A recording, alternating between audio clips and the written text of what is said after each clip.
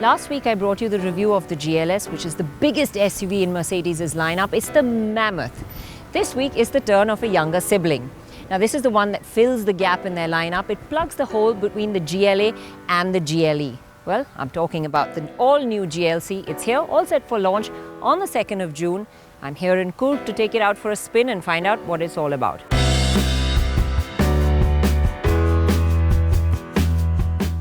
We've seen it at the world premiere and at the Auto Expo, but here, standing in the lush green countryside, it still catches my eye.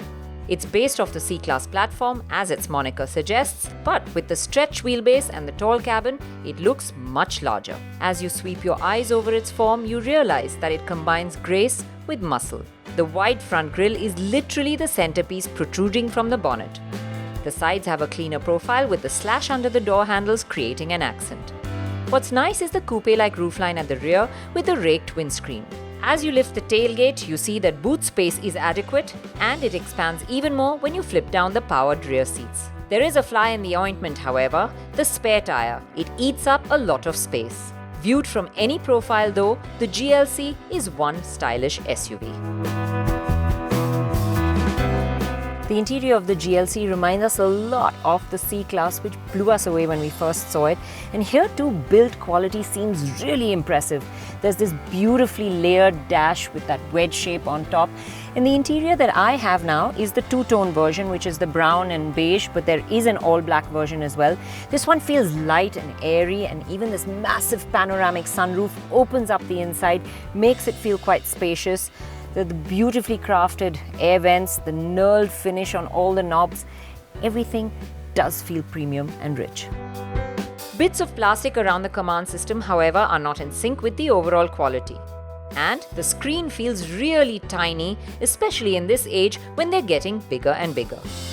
The command system as well feels a little outdated compared to the newer systems on rivals. What it lacks on infotainment system, however, the GLC makes up for in comfort. The seats are generous and offer great support, and it's easy to slip into a good driving position immediately.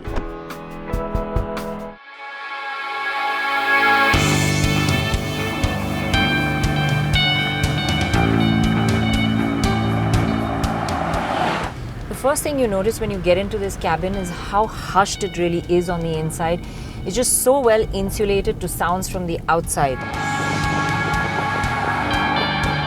A lot of work has been done on the acoustic insulation. The chassis mounting points have extra sound deadening to keep the road noise down, and the windscreen is also insulated to keep the noise out. And all of that works well to keep the cabin silent, and even the engine is extremely refined, never letting you know that it's ticking over under the bonnet. It's only when you push really hard that you begin to hear it. The first engine I'm driving, though named GLC 300, is a 2-litre or 1,991cc turbo petrol 4-cylinder unit pushing out a 3-litre like 245 HP and 370 Nm of torque, which seems more than adequate to propel this 1,871 kg car. The engine builds up power in a very linear, gradual manner. There are no sudden surges of torque, so it doesn't feel punchy, but it's no slouch either. It gets to the 100 mark in 7.5 seconds, which makes it quicker than its diesel rivals. Assisting performance and efficiency is the new gearbox. Now the 7-speed gearbox has been replaced by the 9G-tronic, and that swaps cogs really smoothly and efficiently when you're in comfort mode. Put it into sport and it gets a bit more aggressive, and that's probably the better thing to do, especially on a windy section of road like this where you want the shifts to be a little quicker. In comfort, it can be a little lazy to shift down, especially when you want to make an overtake maneuver, or then just dab at the paddles and it's easy to get a move on. Shifting into Sport or Sport Plus mode does up the ante a bit, but the shifts are also far more perceptible and jerky. Still, there is a joy to driving in this mode as well. It lets you hold all the way to the red line, and with a lot of the power concentrated at the top, it's better when you get to pull all the way. However, with power missing a bit lower down the revs, you miss those surges of torque of a diesel engine, especially when you want to overtake. This requires a little planning and quick shifts of gears before you can do that. The beautiful roads around Coorg really let us give the GLC a thorough workout and test all its capabilities. The steering has a nice progressive feel, especially on a windy section of road like this. Feels well weighted, gives you loads of confidence.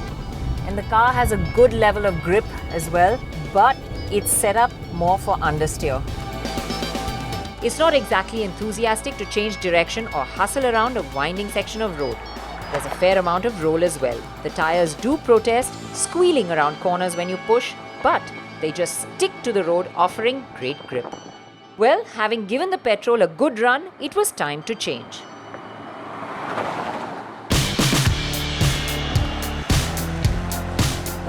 Well, I've switched over now to the 220D. This is the diesel variant. What I really like on the interior of this one is the matte black finish.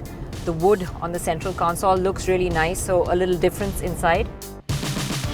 The 220D has the 2143cc power plant that puts out 170 HP and a healthy 400 Nm of torque. The 0 to 100 is a claimed 8.3 seconds.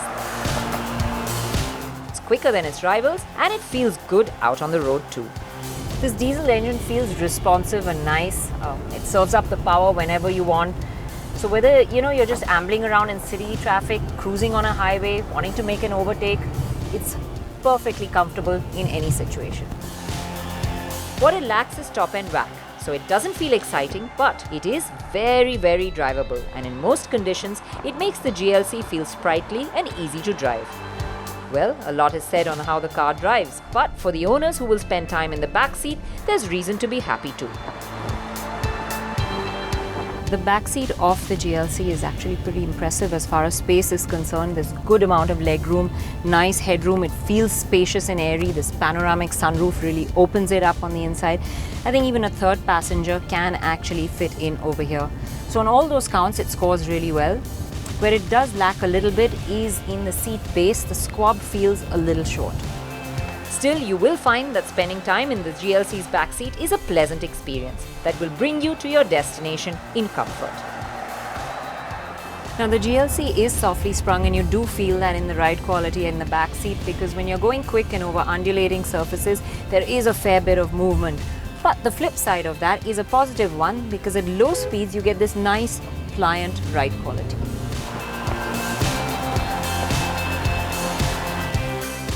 Now, what's worthy of note is that the GLC is the only one in its segment to offer a petrol variant. So with all the diesel restrictions that are coming into place, customers have a choice. The GLC is definitely worthy of the three-pointed star emblazoned on the bonnet, and it does what a Merc is supposed to do, offers you comfort and luxury in good doses. It does come pretty well equipped too, and at launch you can expect the GLC to be around the 50 to 55 lakh price tag. The GLC is not a very involving drive and it may not be an enthusiast SUV, but what it is comfortable, it's spacious, it's very refined, it's got a good level of interior, feels very rich and premium, and it's easy to drive. Well, that's what most people in this segment are looking for, and on all those counts, the GLC scores really well.